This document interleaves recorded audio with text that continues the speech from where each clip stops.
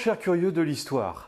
Avant que l'on ne commence, je tenais à vous informer que jeudi, de 21h à minuit, je ferai un live spécialement dédié au conflit en Ukraine, ce qui sera pour moi l'occasion de répondre à vos questions, mais également de démonter aux fausses nouvelles qui sont souvent répandues par les pro-russes. On fera également un petit peu d'épistémologie, car j'ai souvent vu des poncifs à propos de l'histoire, comme le fait qu'il faudrait beaucoup de temps de recul pour écrire l'histoire d'un événement. D'ailleurs, si vous êtes intéressé par l'histoire de la Russie, je vous conseille fortement de voir la vidéo que j'ai produite à propos de l'insurrection décabriste, un événement majeur de l'histoire russe qui fait que la Russie aurait pu ne jamais connaître la révolution russe de 1917 et on est bien d'accord que ça aurait pas mal changé l'histoire du XXe siècle. Voilà, donc on revient à notre sujet principal de cette vidéo, à savoir les 8 raisons qui, selon moi, expliqueraient l'échec temporaire russe à l'issue de la première semaine de la guerre. Alors dans la vidéo précédente, je vous avais expliqué les 6 premières qui étaient intrinsèques à l'armée russe.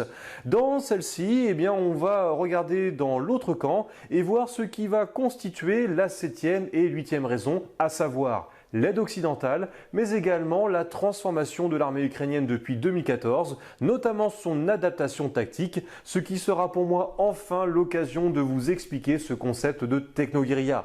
On verra sa filiation française, les drones, les applications, les tactiques qui ont fait le succès des Ukrainiens lors de cette première phase.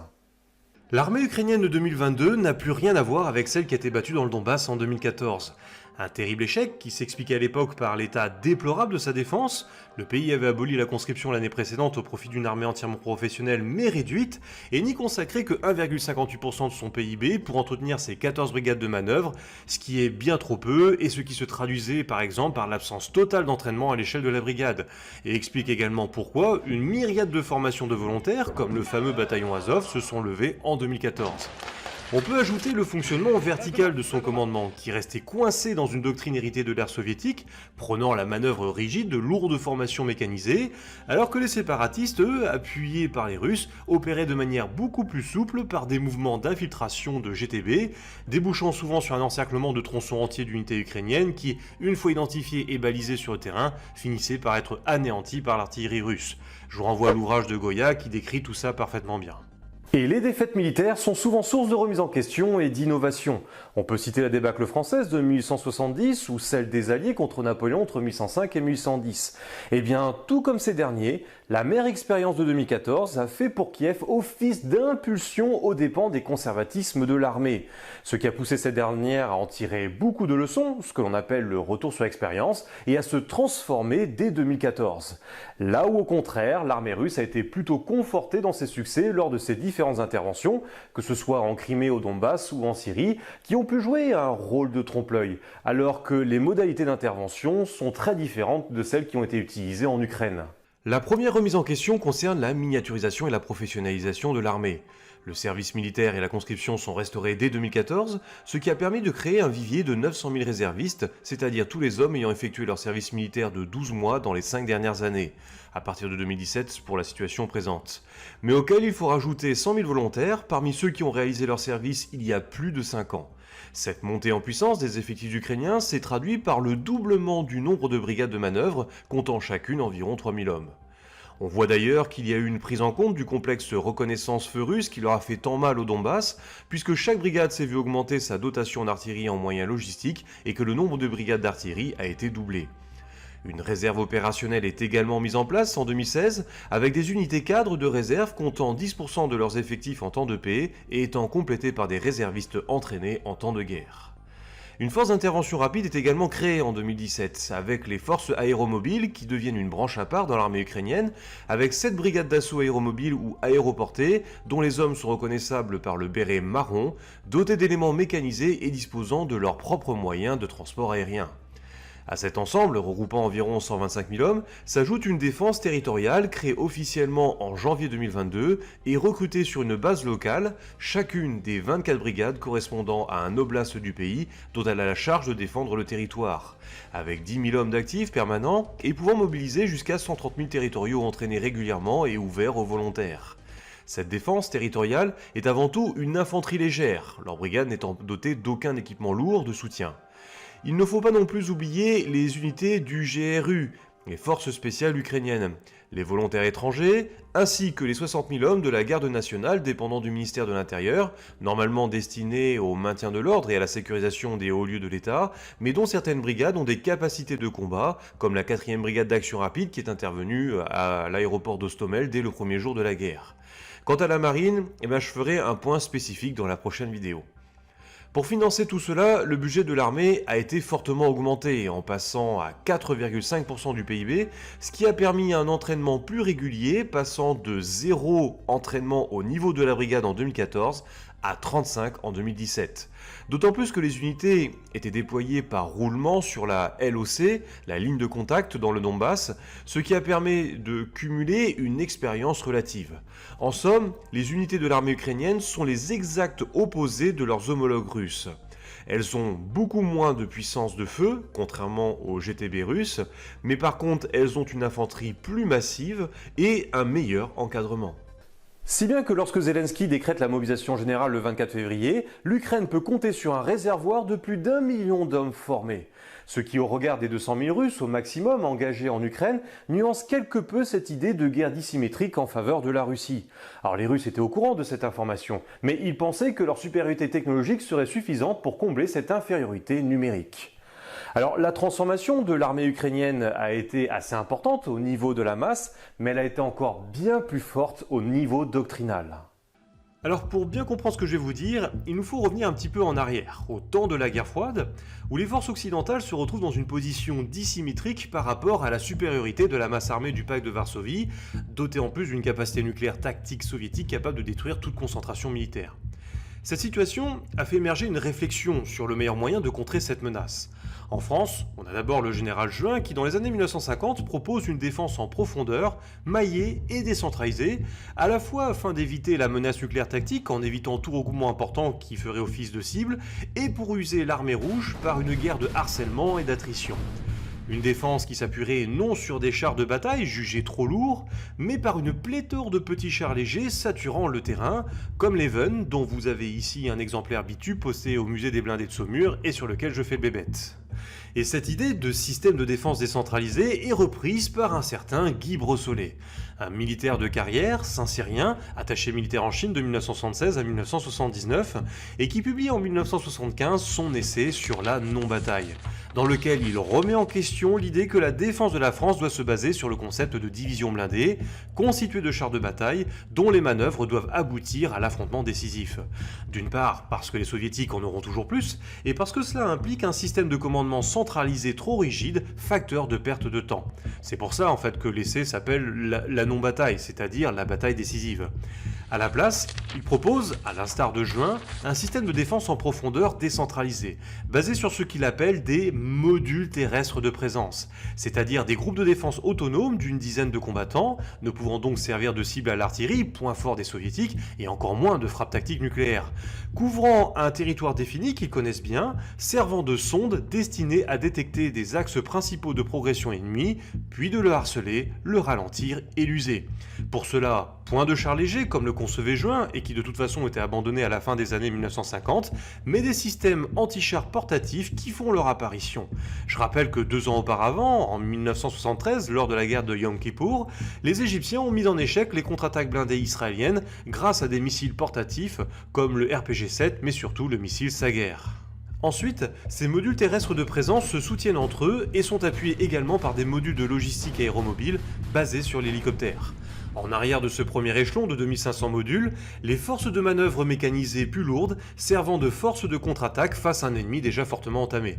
Ce qui veut bien dire que Brossolét n'est pas totalement contre l'idée de formation mécanisée conventionnelle, mais à partir du moment où elles sont combinées.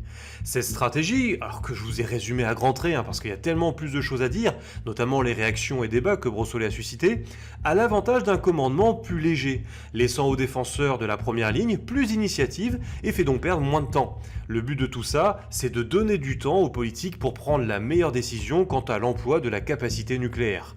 Alors ce concept de défense non offensive sera abandonné après la fin de la guerre froide, étant donné qu'il n'y a plus de type d'ennemi qui s'y prête. Jusqu'à ce qu'en 2006, le Hezbollah mette en échec Tsahal dans le sud du Liban en reprenant les enseignements de Brossolét. Alors j'espère que vous avez compris là où je voulais en venir en faisant un parallèle avec le mode opératoire défensif des Ukrainiens. Et si ce n'est pas le cas, eh bien je vais vous l'expliquer. Le haut commandement ukrainien, à la suite de la guerre du Donbass, planifiait un nouveau modèle défensif basé sur la profondeur en s'appuyant sur un binôme force de manœuvre, force territoriale. Le rôle des brigades de défense territoriale est à l'instar des modules de présence de Guy Brossolet, de mailler le territoire qu'elles connaissent très bien, d'occuper les villes frontalières, d'encaisser le premier choc, d'y mener une guérilla afin d'y affaiblir les Russes. Cela laisse du temps à l'armée d'active, la force de manœuvre, qui se retrouve ainsi soulagée de certaines missions, pour s'organiser et préparer la contre-attaque. En somme, une sorte de mise en application de la défense modulaire préconisée par Guy Brossolet. Et c'est uniquement dans cette perspective que l'on peut comprendre deux éléments. Le premier est que l'Ukraine a beaucoup moins investi dans le matériel lourd depuis 2015. Malgré l'augmentation de son budget de la défense, il reste trop faible pour assurer l'achat significatif d'équipements de pointe coûteux, forçant donc à faire du neuf avec du vieux, en modernisant son équipement soviétique déclassé, comme le MiG-29 ou le T-64 et T-72, datant des années 60 à 80, qui constituent encore en 2022 l'ossature de ses forces aériennes et terrestres. C'est ainsi par exemple que l'usine de blindés de Kharkiv, faisant partie du complexe militaro-industriel ukrainien Ukroboronprom, a upgradé des T-64 à partir de 2017, avec l'installation d'une lunette de vision nocturne, de nouveaux équipements de contrôle de tir ainsi que des kits de protection plus performants. Depuis 2021, certains ont également reçu des radios numériques fournies par Aselsan pour assurer une meilleure communication avec l'infanterie. Mais même là, le pays se heurte à plusieurs problèmes. Des difficultés pour se procurer des pièces de rechange qui viennent à l'origine de Russie, et le manque de fonds qui fait que ce ne sont pas tous les T-64 qui ont été modernisés. Le coût du programme de modernisation de seulement 11 MiG-29 par la société israélienne Elbit Systems en 2020 est estimé à plus de 400 millions de dollars, soit presque 10% de son budget de la défense, dont une partie s'évapore en plus par la corruption. Ne pouvant rivaliser donc avec la Russie en termes de masse d'équipements lourds, les Ukrainiens ont alors privilégié un équipement plus léger, asymétrique, comme les ATGM et Manpads, soit en se fournissant auprès des Occidentaux, encore que tardivement, mais j'en reparlerai dans le dernier point, mais également en faisant travailler là aussi sa propre industrie nationale, comme le Stugnapé, un ATGM qui a l'avantage de disposer d'un panneau de contrôle, ce qui fait que malgré la présence d'un trépied, le soldat peut tirer tout en étant à l'abri. Ces armes asymétriques sont plus adaptées à une guerre défensive et au modèle de défense non offensive mis en place par Kiev, car elles sont dotées d'un rapport coût-efficacité élevé en assurant un effet égalisateur de force grâce à une puissance de feu individuelle qui compense l'infériorité numérique en un point précis. D'autant plus que l'utilisation de ces ATGM et Manpads est favorisée par une ergonomie spécialement étudiée pour que l'apprentissage nécessite une formation minimale à la portée de n'importe quel conscrit disposant de peu de temps pour s'entraîner. Par exemple, la société Sable a déclaré que l'utilisation de son NLO ne demandait qu'une heure de leçon, ce qui est parfait pour des soldats levés à la dernière minute. Tout ça, mis en face d'un char russe coûtant plusieurs millions, sans compter la longue formation de son équipage, vous comprendrez pourquoi l'Ukraine a opté pour cette solution asymétrique, plus adaptée à son budget. Et ce n'est pas pour rien que cette Sainte Javeline est devenue une icône de guerre et un symbole de la résistance ukrainienne. Et c'est en ce sens qu'il faut également comprendre l'abandon du projet Air Force Vision 2035, alors qu'en même temps la PSU achetait des drones TB2 Bayraktar à la Turquie.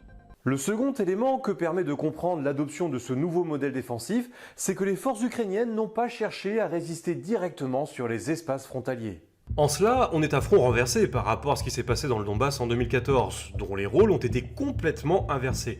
Ce sont désormais les Russes qui avancent en lourde colonne et les Ukrainiens qui utilisent une tactique asymétrique consistant à ne surtout pas chercher à résister frontalement dans un premier temps, sauf dans les villes, afin d'éviter une concentration qui aurait provoqué leur écrasement en constituant une cible parfaite pour l'aviation et l'artillerie adverse, comme en 2014.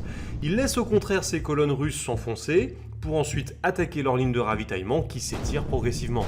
Cette guerre de harcèlement est menée par la défense territoriale de manière décentralisée. Elle privilégie le petit échelon, toujours dans l'idée d'éviter des regroupements importants qui seraient une cible pour les Russes, des petits groupes bien pourvus en armes individuelles ATGM, ce qui leur donne une puissance de feu non négligeable.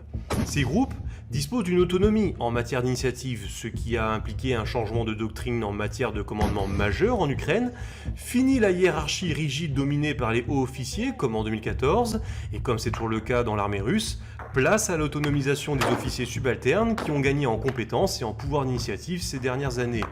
Ainsi, ces groupes de défense territoriale, que l'on peut assimiler au module de présence de Brossolay, sont très mobiles, se déplaçant, contrairement aux Russes, à travers champs dans un territoire qu'ils connaissent bien, détruisant des ponts et plaçant des mines pour ralentir l'ennemi, installés parfois dans des caches aménagées en attendant jusqu'à plusieurs semaines le passage de convois russes, apportant vivres, munitions et carburant, pour les attaquer dans une embuscade.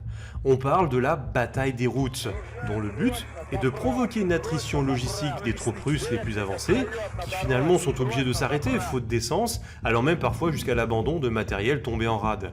Et lorsque des forces ne sont pas arrêtées par cette attrition logistique, elles les empêchent quand même de constituer une force d'attaque en capacité de faire face aux villes. Verrou urbain, espace fermé, égalisateur de force, où une partie des troupes ukrainiennes s'est réfugiée. Alors attention, cette guerre de harcèlement a fonctionné parce qu'elle a bénéficié du mode opératoire des Russes.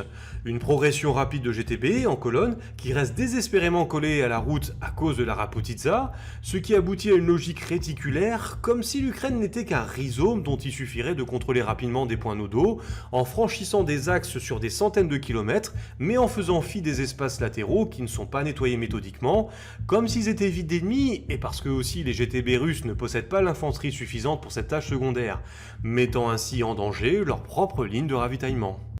Alors ce que je ne sais pas, c'est dans quelle mesure les Ukrainiens se sont vraiment inspirés de Brossolay. Est-ce qu'ils se sont contentés d'appliquer son modèle défensif en l'adaptant, ou s'agit-il d'une création ex nihilo issue de leur propre expérience et probablement chapeautée par l'OTAN? Toujours est-il qu'entre les deux, il existe de grandes similitudes. Mais en fait, pourquoi est-ce que l'on parle de techno-guérilla? Parce qu'afin de mener à bien cette stratégie du faible au fort, les Ukrainiens combinent dans cette forme de guerre irrégulière des armes conventionnelles comme l'artillerie, avec des moyens technologiques nouveaux comme des smartphones.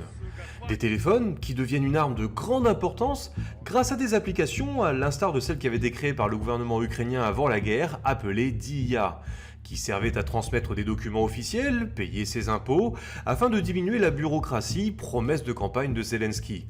Cette application a été augmentée en mars dernier d'une fonctionnalité nommée e-enemy, qui permet désormais aux Ukrainiens de signaler, via un chatbot, la position et l'importance d'une troupe russe qu'ils repèrent et qui est ensuite pilonnée par l'artillerie traditionnelle. Selon le ministère ukrainien, ce sont 260 000 personnes qui l'auraient utilisé en un mois, faisant des citoyens de véritables balises de détection de mouvements russes et contribue à nourrir le système appelé Delta, un réseau de capteurs le long des lignes du front qui alimente une carte numérique afin que les commandants puissent voir les mouvements de l'ennemi au moment où ils se produisent. On peut parler d'une véritable info-valorisation. Et impossible de faire abstraction de l'application Guizhard Artillery qui nous est bien décrite par Philippe Langlois dans un article de DSI. Cette dernière a été créée par Yaroslav Tcherstiuk, un officier de la 55e brigade d'artillerie qui a intégré la firme Ukropsoft spécialisée dans le développement d'applications civiles liées à la géolocalisation et qui avait déjà mis en place Guizhard pour tout ce qui était transport et immobilier. Tcherstiuk l'a tout simplement adapté pour l'artillerie, devenant Guizhard for Artillery, dont le fonctionnement est calqué sur celui d'Uber. Une unité ukrainienne effectue une demande d'appui-feu à partir de cette appli installée sur un smartphone en indiquant la localisation de la zone à frapper ainsi que quelques autres informations. L'application traite l'information et se charge automatiquement de transférer la demande à la batterie d'artillerie la plus proche qui n'a plus qu'à répondre à la commande. Bref, une sorte de Uber Eats mais version militaire. Ainsi, cette appli évite les transmissions classiques des ordres entre les différentes couches hiérarchiques, ce qui assure une meilleure fluidité, un délai de traitement beaucoup plus court. Car là où il fallait autour de 30 minutes voire 1 heure pour pouvoir répondre à la demande d'appui-feu, eh bien désormais il ne faut plus que 15 minutes voire seulement 30 secondes.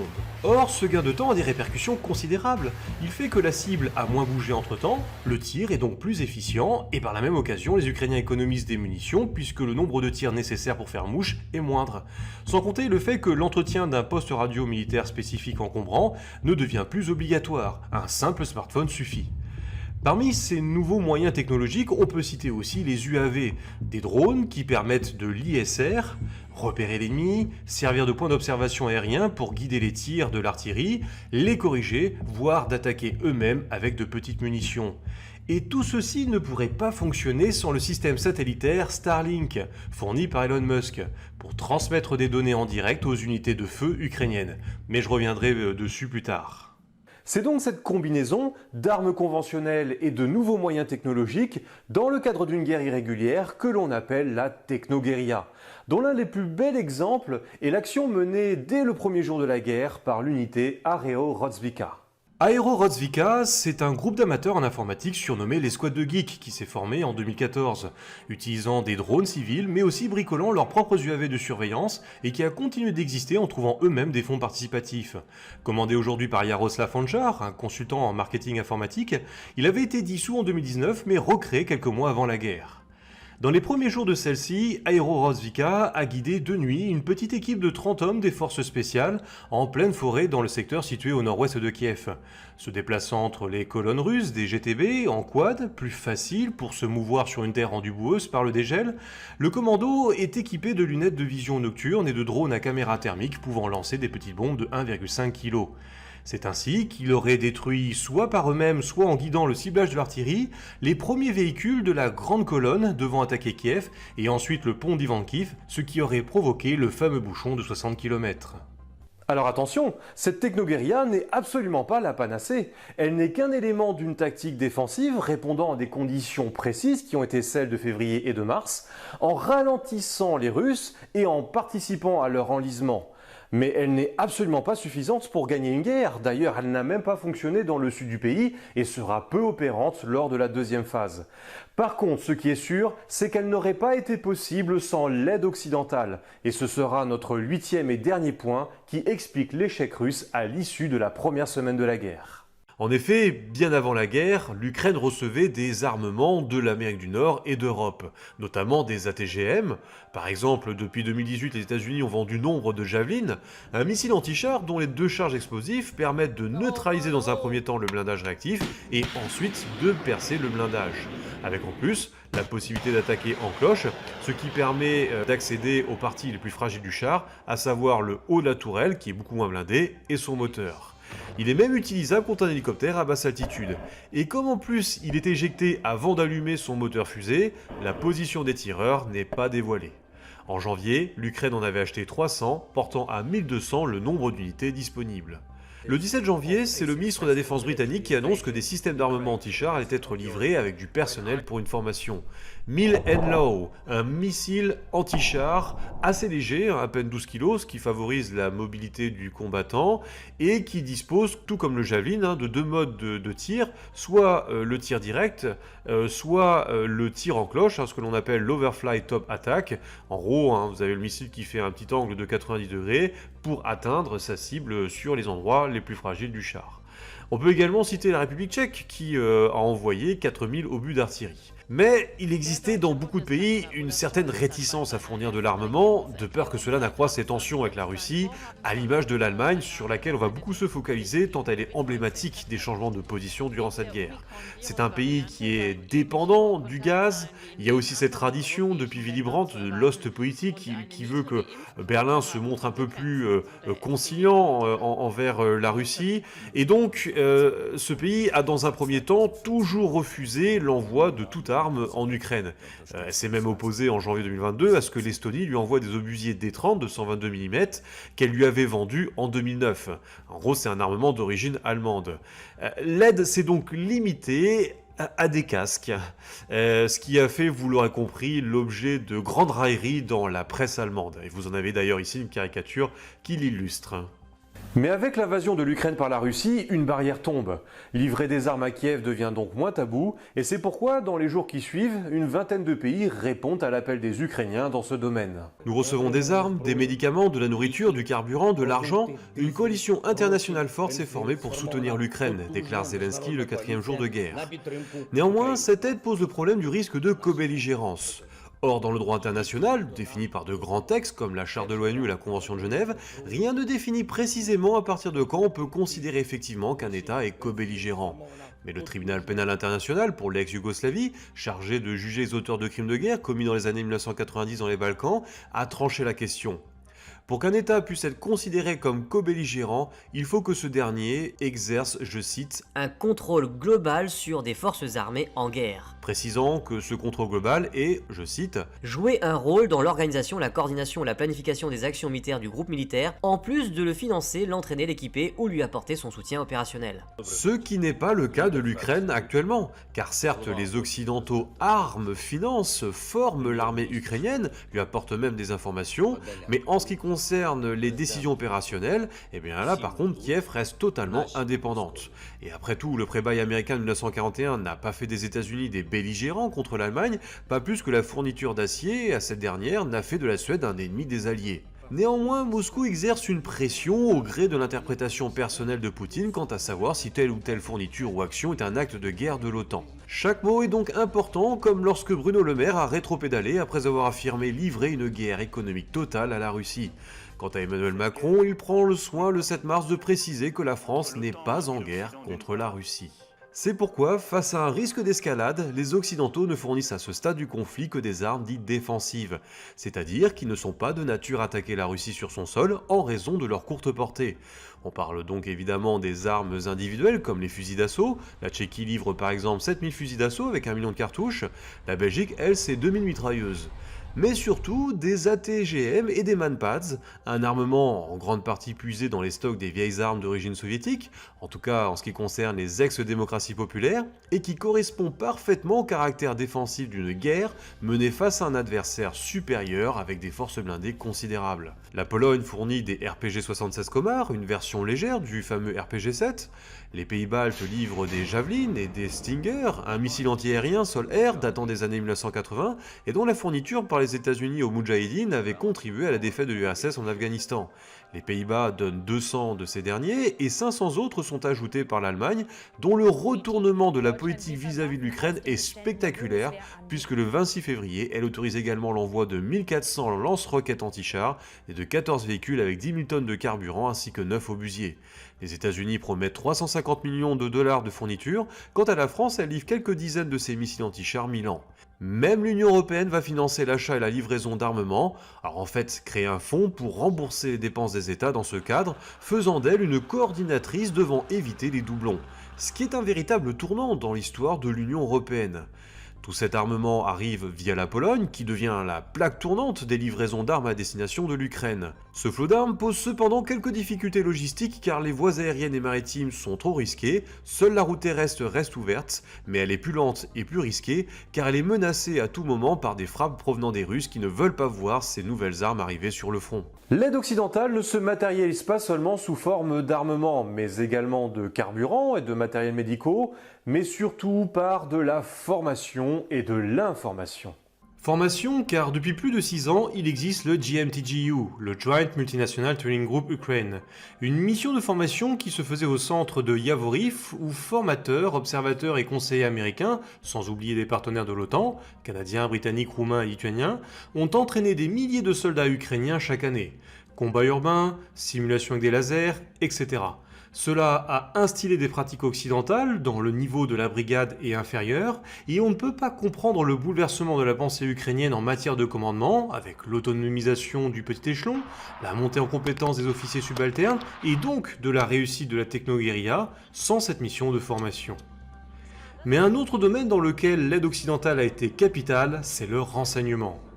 L'article du NBC News datant du 26 avril déclare que jamais les États-Unis ont autant partagé de renseignements avec un pays non membre de l'OTAN. Alors déjà en prévenant de la guerre et des faiblesses du dispositif ukrainien, ce qui a amené ces derniers à disperser leurs forces et à les retirer des points sensibles, si bien que souvent les missiles russes ont frappé du vide lors de la SEAD. Néanmoins, malgré ce renseignement, il semble que les Ukrainiens aient sous-estimé les capacités russes, notamment dans le sud et provenant de la Biélorussie, comme le montrent ces colonnes ukrainiennes qui ont été entièrement détruites en tentant de se déplacer vers des points de rupture. L'OTAN a également mobilisé toute sa gamme d'avions de surveillance électronique, comme le RC-135, l'Artemis ou le U-2, qui volent à proximité des frontières des États membres, et grâce à la portée de leurs radars, ils ont un visu sur une grande partie de l'espace aérien ukrainien, et peuvent par exemple détecter des appareils russes, transmettre l'information aux Ukrainiens. Ces derniers, ce qu'ils font, c'est qu'ils éteignent leur propre radar pour supprimer la signature électronique et ne pas être repérés par l'aviation russe, ce qui les gêne aussi dans leur SEAD. Et en revanche, ils peuvent abattre l'avion en l'allumant au dernier moment et ensuite tirer un missile antiaérien. Cette aide ne provient d'ailleurs pas seulement que des États. Le 26 février, le patron de SpaceX, Elon Musk, réagit à la demande d'aide du ministre de la Transition numérique ukrainien Fedorov, dont le pays n'a pas de capacité satellitaire, en livrant des terminaux de Starlink, un réseau de satellites qui va permettre aux Ukrainiens de continuer d'utiliser Internet sans dépendre du réseau terrestre qui peut être coupé à tout moment par les Russes. Alors nous, ça nous permet d'avoir cette open source que j'utilise pour faire cette vidéo, mais pour l'armée ukrainienne, cela va permettre la communication entre les drones et l'artillerie. Voilà ce que je voulais vous dire à propos des 8 raisons qui, selon moi, expliquent l'échec temporaire des Russes à l'issue de la première semaine de la guerre, sur lequel porte ce premier cycle de 3 vidéos, que je vais conclure de manière symbolique avec le vote par l'ONU de la résolution contre l'invasion de l'Ukraine. Durant cette même journée, l'UE vote un paquet de sanctions à l'égard du Bélarus qui a servi de base de départ aux troupes d'invasion, et vous avez Lavrov qui menace en disant que s'il y avait une 3e guerre mondiale, celle-ci serait nucléaire et destructrice. À ce moment, Poutine se retrouve un peu dans la situation d'une équipe de foot qui serait supérieure à son adversaire, mais qui pourtant est en train de perdre à cause d'un mauvais système de jeu. Toute la question est donc de savoir s'il va persister dans son mode opératoire, ou si au contraire il va changer de stratégie, voire même carrément d'objectif. Eh bien ce sera l'objet de notre prochaine vidéo, qui portera sur la période allant du 3 au 25 mars. Merci de m'avoir écouté, j'espère que ces 3 premières vidéos vous auront plu. N'hésitez pas comme d'habitude à liker et à la partager et à venir me rejoindre sur Facebook et Twitter. J'espère que vous serez nombreux au live. Je vous souhaite de bonnes vacances et d'ici là, longue vie et prospérité.